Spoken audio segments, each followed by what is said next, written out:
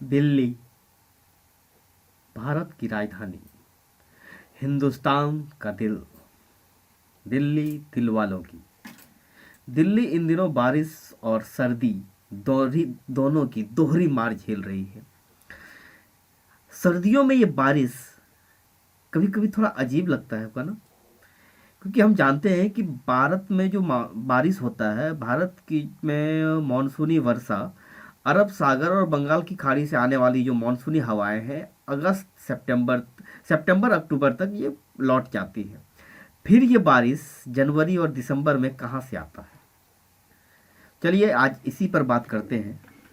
ये बारिश आता है पश्चिमी विक्षोभ से, जिसे इंग्लिश में वेस्टर्न डिस्टरबेंस कहते हैं। क्योंकि ये पश्चिम से आता है और भारत के पश्चिमी हिस्से, दिल्ली तो खैर भारत की राजधानी है, दिल्ली के अलावा पंजाब, हरियाणा, जम्मू कश्मीर, हिमाचल प्रदेश, राजस्थान, उत्तर प्रदेश, बिहार, झारखंड, पश्चिम बंगाल, दिल्ली के उत्तरी और पूर्वी राज्यों में अभी इस बारिश का असर देखा जाता है।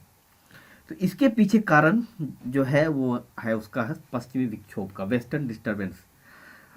और वेस्टर्न डिस्टरबेंस भारत तक पहुंचने और इसके उत्पन्न होने के पीछे जो रीजन है वो है चक्रवात। तो चलिए, ये चक्रवात बंगाल की खाड़ी या अरब सागर में ना होकर इसका संबंध अटलांटिक महासागर से है, अटलांटिक ओशियन से है। हम बात करेंगे आज इसी के बारे में, इन्हीं चक्रवात के बारे में, और चक्रवात और उनके प्रकार के बारे में, और फिर बात करेंगे कि अटलांटिक महासागर से में उत्पन्न होने वाला चक्रवात कैसे भारत तक को प्रभावित करता है। तो पहले देखते हैं चक्रवात क्या है। सागरों के माध्यम से उत्पन्न होने वाले चक्करदार हवाओं को चक्रवात के नाम से जाना जाता है। यह एक न्यून वायु भार का ऐसा क्षेत्र होता है जिसके केंद्र में न्यून वायुदाब स्थित होता है। उत्तरी गोलार्ध में चक्रवात में वायु की दिशा घड़ी की सुई की विपरीत दिशा में तथा दक्षिणी गोलार्ध में सॉरी दक्षिणी गोलार्ध में ठीक इसके विपरीत होता है, यानी ये घड़ी के सुई की दिशा में होता है। दक्षिणी दो गोलार्ध में घड़ी की सुई की दिशा में, और उत्तरी गोलार्ध में जो है घड़ी की सुई की विपरीत दिशा में, यानी एंटी क्लॉकवाइज होता है उत्तरी गोलार्ध में और दक्षिणी गोलार्ध में क्लॉकवाइज। तो चलिए बात करते हैं चक्रवात की विशेषताओं की बारे में। क्या विशेषता है चक्रवात अन्य हवाओं से या फिर अन्य जो वायु राशियाँ हैं, स्थानीय पवन है, सन्मार्गी हवा, इनसे कैसे अलग है? यह सदैव स्थायी पवनों की दिशा में गति करता है। यह सदैव स्थायी पवनों के दिशा में गति करता है। शीतोष्ण कटिबंधीय चक्रवात पछुआ हवाओं की दिशा में एवं उष्ण कटिबंधीय चक्रवात जो है मानसूनी पवनों की दिशा में गति करता है। इसका जैसे कि मैं अभी बता चुका हूँ कि जो भारत में जो वेस्टर्न डिस्टर्बेंस पश्चिमी विक्षोभ है वो पश्चिम से आता है जब पछुआ हवाओं का समय होता है। लेकिन जब उष्णकटिबंधीय चक्रवात जो होता है, इस समय मानसूनी हवाएं या फिर मानसून सक्रिय होता है, इसलिए हवा ये अरब सागर से भारत मुख्य भूमि भारत की ओर होता है इसका प्रवाह। इसमें चारों ओर से हवाएं केंद्र की ओर चलती हैं।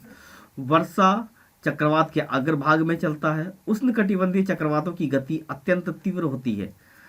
उष्णकटिबंधीय चक्रवातों की यदि बात करें तो यहाँ इसके अंदर हवाएं 300 किलोमीटर प्रति घंटे की रफ्तार तक से चलती है, और ये पूरा सिस्टम 50 से 60 किलोमीटर प्रति घंटे में वो शिफ्ट होता है, यानी पूरा चक्रवात। उष्णकटिबंधीय चक्रवातों को विभिन्न स्थानों पर भिन्न भिन्न नामों से जाना जाता है, जैसे कि कहीं हेरिकेन है, कहीं टाइफून है, कहीं टॉर्नेडो, जैसे अलग अलग नामों से जाना जाता है। यह ताप विनिमय या हीट एक्सचेंज में सहायक होता है। हीट एक्सचेंज, चलिए इस पर बात करें। एक्चुअली इसमें होता यह है कि जब साइक्लोन जब एक्टिव होता है, जब चक्रवात सक्रिय होता है, तो यहाँ पर काफ़ी अधिक मात्रा में वाष्पोत्सर्जन होता है, और जब वाष्प ऊपर उठता है और ऊपर उठने के बाद जैसे वो ठंडा होता है तो अपनी ऊर्जा चक्रवात को पुनः हस्तांतरित कर देता है, और चक्रवात इससे फिर ऊर्जा प्राप्त कर ज़्यादा और अधिक विनाशकारी रूप लेने लगता है। यह वृत्ताकार तथा अंडाकार होता है। चक्रवात जो है वृत्ताकार भी हो सकता है और अंडाकार भी होता है।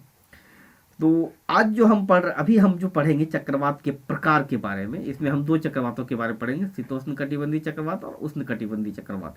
भारत में जो उष्ण कटिबंधीय चक्रवात है उनकी उत्पत्ति अरेबियन सी या बे ऑफ बंगाल यहाँ पर होता है ज़्यादा से ज़्यादा। यहाँ इंडियन ओशियन का ये, हालांकि ये दोनों इंडियन ओशियन का ही हिस्सा है, अरेबियन सी और बे ऑफ बंगाल।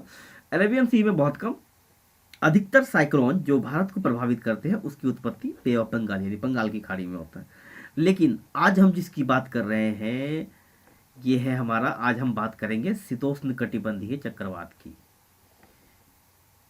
तो इसकी उत्पत्ति जो है यहाँ से होती है, अटलांटिक महासागर से इसका संबंध है। चलिए अब ये कैसे कहें अभी बताते हैं, आगे देखते हैं कि इसकी उत्पत्ति कहाँ और कैसे होती है, आगे इसको हम पढ़ेंगे। लेकिन इसका संबंध अटलांटिक ओशियन और इस क्षेत्र से है। ये वो क्षेत्र है जहाँ पर ध्रुवीय और उपध्रुवीय वायु राशियाँ मिलती हैं। चलिए आगे हम बात करेंगे इस पर। शीतोष्ण कटिबंधीय चक्रवात पृथ्वी के मध्य तथा उच्च अक्षांशों में उत्पन्न होने वाले चक्रवातों को शीतोष्ण कटिबंधीय चक्रवात कहते हैं। मध्य तथा उच्च अक्षांश में जिस क्षेत्र से यह गुजरते हैं वहाँ मौसम संबंधी अवस्थाओं में अचानक तेजी से बदलाव आ जाते हैं। जैसे अभी आप देख रहे होंगे, कल तक बारिश, 2-3 दिन पहले तक बहुत तेज ठंड था, लेकिन फिर अचानक से मौसम गर्म होने लगा, गर्म होते होते अचानक से फिर से बारिश हुई। आज तो खैर मैं यहाँ हूँ देवघर में, मेरे गांव में तो आज बहुत तेज बारिश हुई। ऐसा लग रहा था जैसे कि ये जनवरी दिसंबर नहीं, जुलाई अगस्त तो सावन का महीना हो। इसके केंद्र तथा बाहर की ओर स्थित दाब में 10 से 20 मिलीबार, कभी कभी 35 मिलीबार तक का अंतर होता है। इनका जो आदर्श दीर्घ व्यास है वो 1920 किलोमीटर तक का हो सकता है, 1900 किलोमीटर के आसपास। और इसका जो लघु व्यास है वो 1000 किलोमीटर, 1040 किलोमीटर। यानी कि आप मान सकते हैं कि जो इसका जो लघु व्यास है, ये जो शीतोष्ण कटिबंधीय चक्रवात है, इसका जो व्यास है वो 2000 किलोमीटर से लेकर 1000 किलोमीटर, या कहें 1000 किलोमीटर से लेकर 2000 किलोमीटर तक हो सकता है। वहीं यदि उष्ण कटिबंधीय चक्रवात को देखें तो इसके मुकाबले वो बहुत छोटा, उसके बारे में भी हम नेक्स्ट एपिसोड में चर्चा करेंगे, आगे के एपिसोड्स में। यह चक्रवात जो है पश्चिम से पूर्व की दिशा में भ्रमण करते हैं। गर्मियों में इसकी औसतन गति 32 किलोमीटर तथा जाड़े में 48 किलोमीटर होता है। चक्रवात के सामने वाले भाग को अग्रभाग या फ्रंट कहते हैं, वाताग्र कहते हैं, और पीछे वाले भाग को पृष्ठभाग कहते हैं। अग्रभाग में ऐसा होता है कि आप ऐसे देख सकते हैं कि एक तरफ से आती है ठंडी हवाएं, ये ठंडी हवाएं हैं, तो जाहिर है कि ठंडी हवाएं भारी होती हैं तो नीचे सघन होंगी, ऊपर विरल होती जाएंगी। और दूसरी तरफ से आएंगी गर्म हवाएं, तो ये हल्की होती है तो ऊपर सघन होंगी और नीचे विरल होती जाएंगी, ऐसा होगा। ऐसे में जैसे, और ये जो ठंडी हवा वाला ये जो वायु राशि है ये एक दीवार की भांति काम करेगा, सीढ़ी की तरह काम करेगा, और इसके सहारे गर्म हवा ऊपर उठेगी और इस क्षेत्र में बारिश होती है। और ये अग्रभाग होता है, यहाँ पर बारिश कम होती है। इसमें चक्रवात में बादलों से घिरा आकाश, फुहार जैसी वर्षा और मौसमी दशाएं कई दिनों तक विद्यमान रहती है। इसमें क्या होता है कि अचानक से एक गर्मी के बाद बादल छाता है और फिर फुहारों के साथ वर्षा होती है, और ये 2-3 दिनों तक ये जारी रहता है। इस चक्रवात से प्रभावित क्षेत्र जो है कौन सा है? प्रशांत महासागर, कनाडा, अमेरिका, मध्य अटलांटिक महासागर एवं उत्तर पश्चिमी यूरोप। और इसका आंशिक प्रभाव भारत तक भी होता है। कैसे होता है इसको आगे हम बात डिस्कस करेंगे। यह चक्रवात उत्तरी गोलार्ध में केवल शीतकाल में आते हैं, परंतु दक्षिणी गोलार्ध में जल भाग अधिक होने के कारण वर्ष भर आते रहते हैं। क्योंकि यहाँ की जो है दक्षिणी गोलार्ध की जो ग्रीष्म ऋतु है बहुत ज़्यादा गर्म नहीं होती। और आपको पता है कि ये जो शीतोष्ण कटिबंधीय चक्रवात जो है शीत ऋतु में ही उत्पन्न होते हैं। इन चक्रवातों की उत्पत्ति दो विभिन्न तापमान तथा आर्द्रता वाली वायु राशियों के विपरीत दिशा से आकर मिलने से होती है। कम तापमान तथा आर्द्रता वाली वायु राशि ध्रुवीय प्रदेशों से तथा अधिक तापमान तथा आर्द्रता वाली वायु राशि उपोष्ण प्रदेशों से आती है। जैसे कि भारत की बात करें तो भारत में पश्चिम से पाकिस्तान अफगानिस्तान की तरफ से आती है, या फिर उत्तर से कहें कि चाइना या तिब्बत से आती है वो ठंडी वायु, और भारत के पूरब से अरब सागर या बंगाल की खाड़ी की ओर से तरफ से जाती है ठंडी हवा, जो इनके मिलने से यहाँ पर इस चक्रवात का, कह सकते हैं इस तरह का फ्रंट का निर्माण होता है। अब ये इस देखिए चक्रवात की एक, ये हालांकि उष्णकटिबंधीय चक्रवात है, जहाँ पर एक चक्रवात का एक सिंबल है, एक चित्र, सैटेलाइट पिक्चर है। चलिए इस मैप के द्वारा हम देखते हैं। यहाँ पर ये है हमारा इक्वेटर, और equator inter tropical convergence zone, जो कि गर्मियों में ये उत्तर की ओर और सर्दियों में दक्षिण की ओर खिसक जाता है। अब सॉरी, अब देखिए कि ये जो क्षेत्र है 60 डिग्री के आसपास, 60 डिग्री अक्षांश के आसपास, यही क्षेत्र है जहां पर कि उपोष्ण कटिबंधीय चक्रवात या पश्चिमी, हाँ, उपोष्ण या शीतोष्ण शीत कटिबंधीय चक्रवात की उत्पत्ति होती है। यहाँ पर ध्रुवों की ओर से आने वाले जो ठंडी हवाएं तथा सब ट्रॉपिकल जो है वो, या फिर कहें कि उपोष्ण उच्च दाब से जो गर्म और आर्द्र हवाएं उत्तर की ओर चल रही है, और उत्तर से दक्षिण की ओर ध्रुवीय ठंडी हवा आती है। इनके मिलने से ये इस चक्रवात की उत्पत्ति होती है। सेम कंडीशन यहाँ भी होता है दक्षिणी गोलार्ध में। तो चलिए अब आगे इसको शीतोष्ण कटिबंधीय चक्रवात के बारे में थोड़ा और देख लेते हैं। ये दोनों वायु राशियाँ 60 डिग्री अक्षांश के आसपास आपस में मिलती हैं, परंतु ये तुरंत आपस में नहीं मिलती, बल्कि इसके बीच एक सीमा बनती है जिसे ध्रुवीय वाताग्र कहा जाता है। उत्तरी गोलार्ध में ध्रुवीय वाताग्र 3 क्षेत्रों में पाए जाते हैं। कहाँ कहाँ? एक एलुसियन आइलैंड के पास, भूमध्य सागर के पास, और आइसलैंड के पास। आइसलैंड, अब देखिए कहाँ कहाँ है, एक है एलुसियन आइलैंड्स के पास या इस क्षेत्र में, जी हाँ, ये जो देख रहे हैं आप, ये है एलुसियन आइलैंड्स, यहाँ पर इस क्षेत्र में बनता है ध्रुवीय वाताग्र। और फिर एक भूमध्य सागर के पास, ये भूमध्य सागर, और यहाँ पर तीसरा एक आइसलैंड ये है। इन 3 जगहों पर ये ध्रुवीय वाताग्र बनते हैं। ये है एलुसियन आइलैंड। आप ये रसिया, इधर यूएसए, और इसके बीच ये बेरिंग स्ट्रेट, और इसको आंशिक रूप से जोड़ने वाली एलुसियन आइलैंड। और ये रहा हमारा भूमध्य सागर, इधर अटलांटिक ओशियन, और इधर अटलांटिक ओशियन है हमारा ये, और फिर ये मेडिटेरियन सी, इधर ब्लैक सी, और फिर आगे इधर कैस्पियन और एरल सी भी है। तो शीतोष्ण चक्रवात को निम्न अवस्थाओं में दिखाया गया। इसकी 6 अवस्थाएं हैं यहाँ पर, 6 देखते हैं, 1 2 3 4 5 6 7 अवस्थाएं। जो पहली अवस्था है ये है, चलिए इसके बारे में हम आगे बात करेंगे। इसको एक मैप देख लीजिए, फिर आगे हम इसके ऊपर एक एक करके सब पर बात करते हैं। शीतोष्ण चक्रवात को निम्न अवस्थाओं में दिखाया जाता है। प्रथम अवस्था में गर्म तथा ठंडी हवाएं एक दूसरे के समांतर चलती है तथा वाताग्र अस्थायी चलती है, यानी कि गर्म और ठंडी हवाएं एक दूसरे के समांतर चलने लगती है, और इनके बीच एक वाताग्र बनता है, यानी कि ठंडी हवा के सहारे गर्म हवा ऊपर उठने लगती है और वो बारिश वाला कुछ मोमेंट बनने लगता है। दूसरी अवस्था में दोनों हवाएं एक दूसरे के क्षेत्र में प्रवेश करने का प्रयास करती है, जिसके कारण लहरनुमा वाताग्र हो जाता, यानी कि वाताग्र जो है अब ये ऐसी स्थिति हो जाएगी। तीसरी अवस्था में चक्रवात का रूप प्राप्त कर लेता है। अब यहाँ पर जो है तीसरी अवस्था में चक्रवात का रूप ले लेती है और हवाएं एक दूसरे गोल गोल घूमने लगती हैं। अब यहाँ से देख सकते हैं, यहाँ पर एक ये है तीसरी अवस्था है, चक्रवात का रूप ले लेती है। इधर से एक गर्म हवा है, इधर से ठंडी हवा है, अब एक दूसरे के सामने अलग अलग रूप ले चुकी है ये चक्रवात का। और चौथी अवस्था में शीत वाताग्र से के तेजी से आगे बढ़ने के कारण उष्ण क्षेत्र कम होने लगता है। अब चौथी अवस्था में क्या है, शीत वाताग्र जो है आगे बढ़ गया बहुत तेजी से, इसलिए उष्ण वाताग्र का क्षेत्र देखिए ये पूरा ठंडा क्षेत्र हो गया, और यहाँ लेकिन उष्ण क्षेत्र बहुत कम बच रहा है।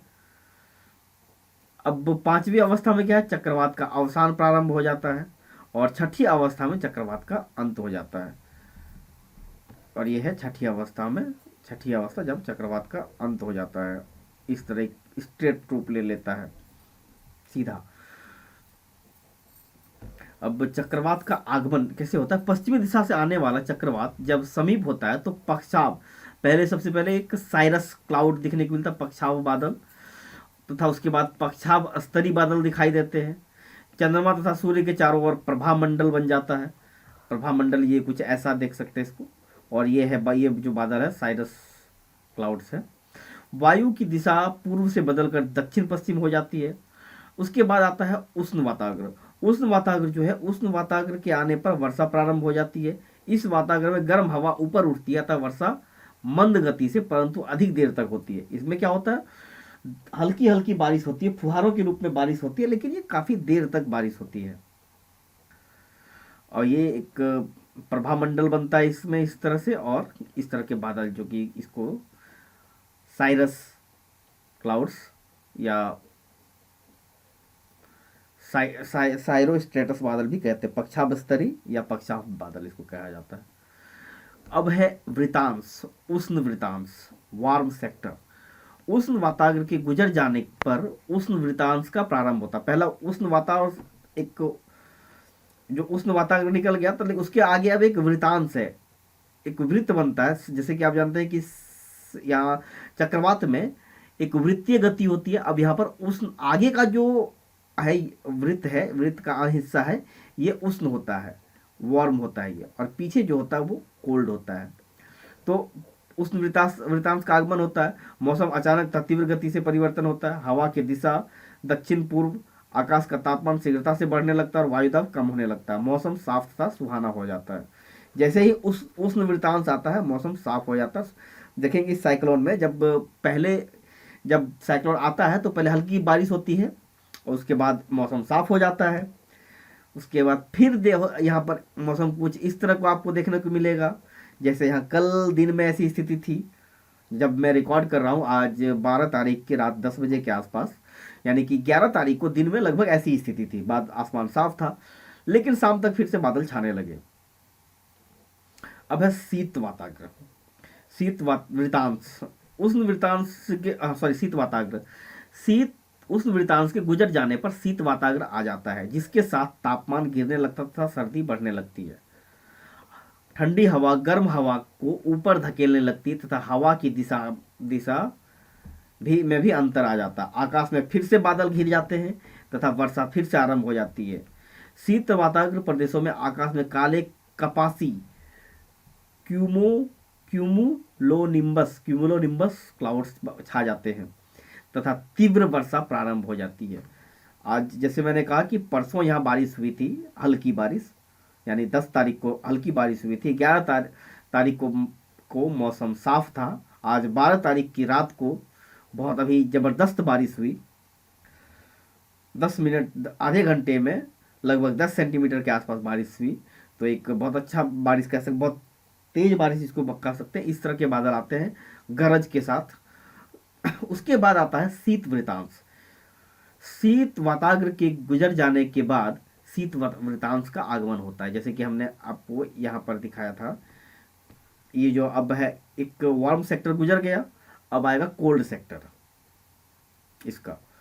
तो शीत अब आकाश में जो है मेघ रहित होकर स्वच्छ, तापमान गिरने के साथ वायुदाब में वृद्धि होने लगता तथा मौसम चक्रवात की से पूर्व की दशा में पहुंच जाता है। तो मौसम अब क्या होगा, चक्रवात से पूर्व की दिशा में पहुंच जाएगा, यानी कि फिर से ठंडा, क्योंकि बारिश भी हो गया, आसपास मिट्टी वगैरह सब ठंडा हो गया। जब पीछे सब हवाएं आएंगी पछुआ पवने, तो अब काफ़ी तेज ठंड होगी। तो भले आकाश में धूप खिला हो, लेकिन फिर भी होगी। तो चलिए, ये तो था हमारा आज का ये एक साइक्लोन वाला पार्ट। अब चला हम बात करेंगे पश्चिमी विक्षोभ की। इसका संबंध भारत से कैसे है, भारत तक ये कैसे पहुंचता है, भारत में इसका क्या संबंध है। पहले तो देखते हैं कि पश्चिमी विक्षोभ क्या है। पश्चिमी विक्षोभ क्या है? जब अशांत हवाएं कम दबाव वाले क्षेत्र में होती हैं, और भारत में जो है इसका संबंध पश्चिम दिशा से आती है, इसलिए इसका नाम पश्चिमी विक्षोभ है। जब अशांत हवाएं कम दबाव वाले क्षेत्र में होती है तो उसको विक्षोभ कहा जाता है, लेकिन भारत में चूंकि ये पश्चिम से आती है, इसलिए इसका नाम पश्चिमी विक्षोभ कहते हैं। पश्चिमी विक्षोभ या वेस्टर्न डिस्टर्बेंस जो है भूमध्य सागरीय क्षेत्र में उत्पन्न होने वाला एक तूफान है। मैंने कहा कि ये जैसे कि यहाँ हमने 3 वातागर देखे थे, सॉरी हाँ 3 वातागर कहाँ कहाँ, एक एल्सियन आइलैंड के पास, एक भूमध्य सागर में, और तीसरा आइसलैंड के पास। यह जो है भारतीय उपमहाद्वीप के उत्तरी पश्चिम भागों में अचानक सर्दियों में बारिश लाता है। हालांकि इसकी स्थिति उत्तर पश्चिम ही नहीं पूर्वी भारत तक होती है, बिहार झारखंड तक इसको देखा जा सकता है। मानसून की बरसात से ये अलग होती है। आने वाले तूफान या कम दबाव वाले क्षेत्र भूमध्य सागरीय क्षेत्र, यूरोप तथा अन्य भागों और अटलांटिक महासागर में उत्पन्न होते हैं। इसका संबंध अटलांटिक महासागर से है।